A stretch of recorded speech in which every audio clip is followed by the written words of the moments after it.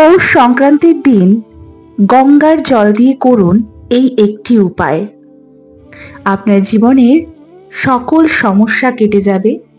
আপনার জীবনে যদি আর্থিক সমস্যা থাকে অথবা আপনার জীবনে যদি চাকরিগত কিংবা ব্যবসায়িক কোনো সমস্যা থেকে থাকে, আপনি যদি সারা বছর অসুস্থতায় ভুগে থাকেন, তাহলে পৌষ সংক্রান্তির দিন গঙ্গা জল দিয়ে এই একটি উপায় করুন।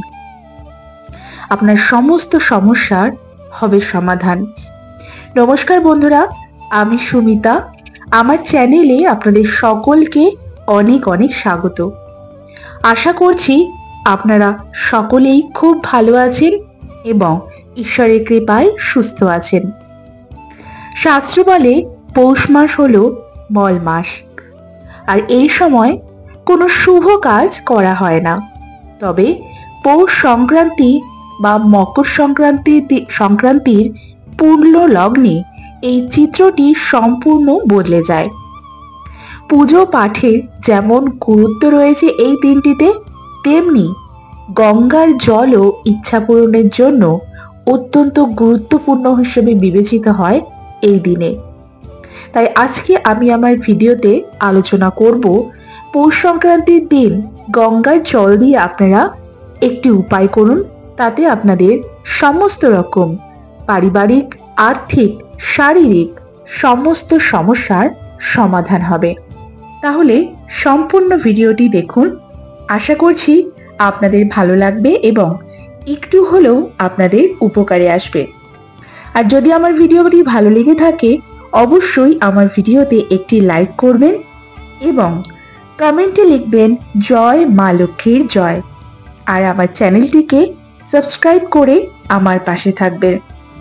আমি সাধারণত আমার বন্ধুদের জন্য পুজো পাঠের বিধি, তত্ত্বকথা, বাস্তু টোটকা এবং বিভিন্ন রকম উপায় বিষয়ক ভিডিও বানিয়ে থাকি।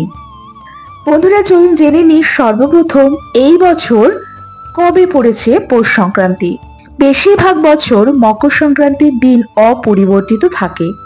সাধারণত 14ই জানুয়ারি পরে মকর সংক্রান্তির দিন, কিন্তু এই বছর এই বিশেষ দিনটি পড়েছে 15ই জানুয়ারি।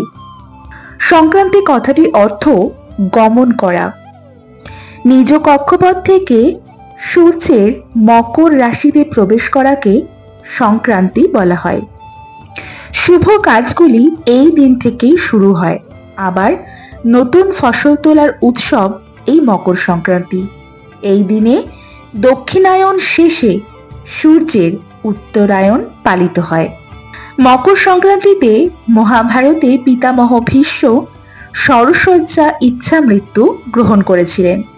আবার শোনা যায় সূর্য এই দিন নিজের ছেলে মকর রাশির অধিপতি শনির বাড়ি 1 মাসের জন্য ঘুরতে গিয়েছিলেন। এছাড়াও শোনা যায় এই বিশেষ দিনে দেবতাদের সঙ্গে অসুরের যুদ্ধ শেষ হয়েছিল। অসুরদের বধ করে তাদের কাটা মুন্ডু পুঁতে দেওয়া হয়েছিল মন্দিরা পর্বতে। সেই জন্যই অশুভ শক্তির বিনাশ হয়ে শুভ শক্তির প্রতিষ্ঠা হয় এই দিনে। তাই এই দিনটি অত্যন্ত অত্যন্ত শুভ বলে মনে করা হয়। আমরা সবাই চাই যেন সংসারে সুখ ও সমৃদ্ধি বজায় থাকে। সংসারে যাতে কোনো বাধা বিপত্তি না আসে, সেই চেষ্টা আমরা সবাই করি। সুখ সমৃদ্ধি বজায় রাখার জন্য সবাই পুজো পাঠ করে থাকেন। সুখ শান্তি ফিরিয়ে আনার জন্য আমরা কত কিনা করে থাকি। আসলে খারাপ সময় কাটতেই চায় না। সময়কে ঠিকঠাক ব্যবহার করতে না পারলে সমস্যা আরো বাড়তে থাকে। এমন পরিস্থিতি প্রায় সকলের জীবনেই আসে। তবে সেই পরিস্থিতিকে কাটিয়ে নিয়ে কয়েকটি পদ্ধতি অবলম্বন করলেই সমস্যা কেটে যায়। এই বছর 15ই জানুয়ারি পড়েছে মকর সংক্রান্তি অথবা পৌষ সংক্রান্তি।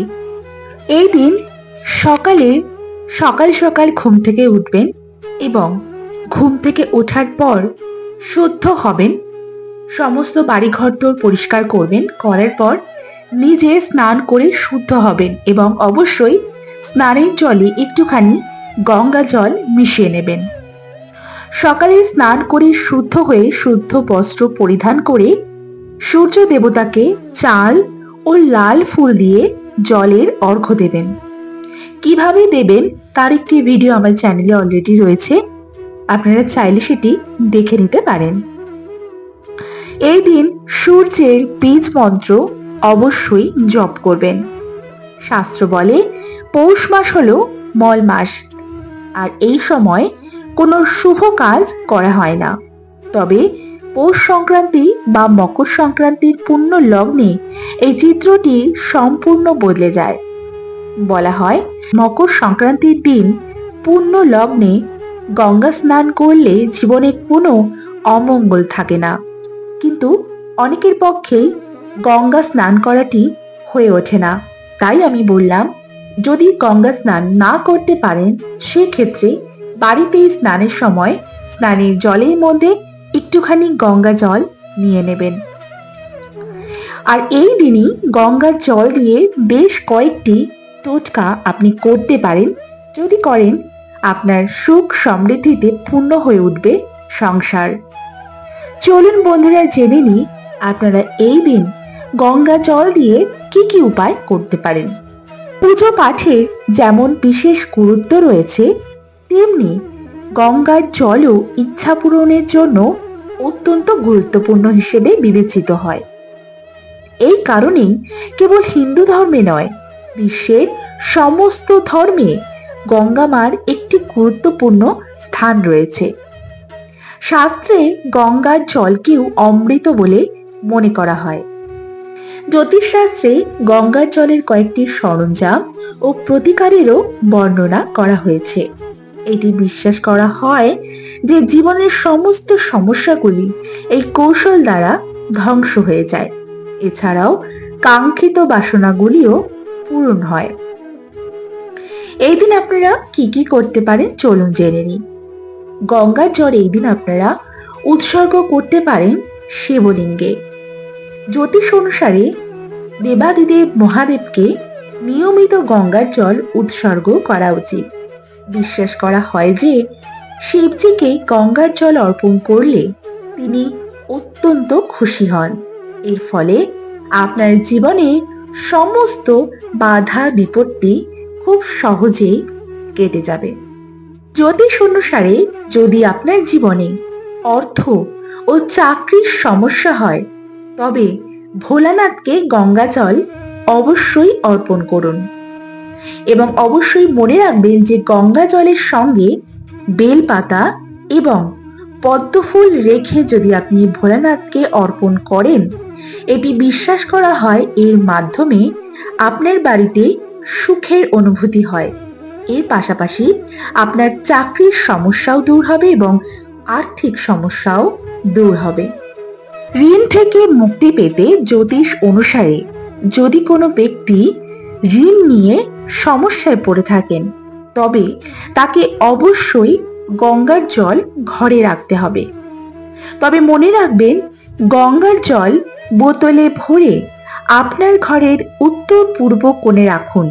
বিশ্বাস করা হয় উত্তর পূর্ব কোণ অত্যন্ত শুভ কোণ এবং এটি দেবতাদের কোণ বলে বিবেচিত হয়। এটি বিশ্বাস করা হয় যে আপনি যদি এক বোতল গঙ্গার জল আপনার বাড়ির উত্তর পূর্ব কোণে রেখে দিতে পারেন, তাহলে আপনার যদি কোনো ঋণ থেকে থাকে আপনি সেই ঋণ থেকে মুক্তি পাবেন। এর পাশাপাশি আপনার জীবনের অন্যান্য অনেক সমস্যার সমাধান হয়ে যাবে। অসুস্থতা থেকে মুক্তি পেতে গঙ্গার জল আপনারা ব্যবহার করতে পারবেন। পুরাণ অনুসারে যদি কোনো ব্যক্তি কোনো রোগে বা সমস্যায় পড়ে থাকেন বা পরিবারের কোনো সদস্য সাধারণত অসুস্থ থাকেন সারা বছরে, তবে তার নিয়মিত গঙ্গার জল গ্রহণ করা উচিত। এটি স্বীকৃত যে এটি করার ফলে ব্যক্তির স্বাস্থ্যের উন্নতি ঘটে। এছাড়াও বাড়িতে গঙ্গা জল রাখলে সর্বদা সুখ এবং সম্পদ ধরে রাখে। তাই সর্বদা আপনি একটি পাত্রে গঙ্গা জল ভরে আপনার বাড়ির উত্তর পূর্ব কোণে সেটি রেখে দিন। আর উত্তর পূর্ব কোণে যদি আপনার ঠাকুর ঘর থেকে থাকে, তাহলে আপনি ঠাকুর ঘরেই গঙ্গা জল ভরে রাখবেন একটি পাত্রে। আজকে যে উপায়গুলো আমি বললাম, আপনারা যদি এই উপায়গুলি করতে পারেন পৌষ সংক্রান্তির দিন, তাহলে আপনাদের সমস্ত সমস্যার হবে সমাধান। সেটি চাকরি ক্ষেত্রেই হোক, আর্থিক হোক অথবা পারিবারিক হোক। তাহলে বন্ধুরা, আমি আশা করছি আজকের আমার ভিডিওটি আপনাদের সমৃদ্ধ করেছে। আর যদি ভালো লাগে অবশ্যই আমার ভিডিওতে একটি লাইক করবেন এবং আমার চ্যানেলটিকে সাবস্ক্রাইব করে আমার পাশে থাকবেন। আর ভিডিওটি প্রচুর পরিমাণে শেয়ার করে দেবেন, যাতে আপনার সাথে আপনার আত্মীয় পরিজন এবং বন্ধু বান্ধবরাও এই ভিডিওটি থেকে অনেক অনেক উপকৃত হয়। তাহলে বন্ধুরা, আজকে আমি আমার ভিডিওটি এখানেই শেষ করছি। আবারও নতুন একটা ভিডিও নিয়ে দেখা হবে আপনাদের সাথে খুব শিগগিরই। ততক্ষণের জন্য আপনারা সকলে খুব ভালো থাকবেন এবং ঈশ্বরের কৃপায় সুস্থ থাকবেন।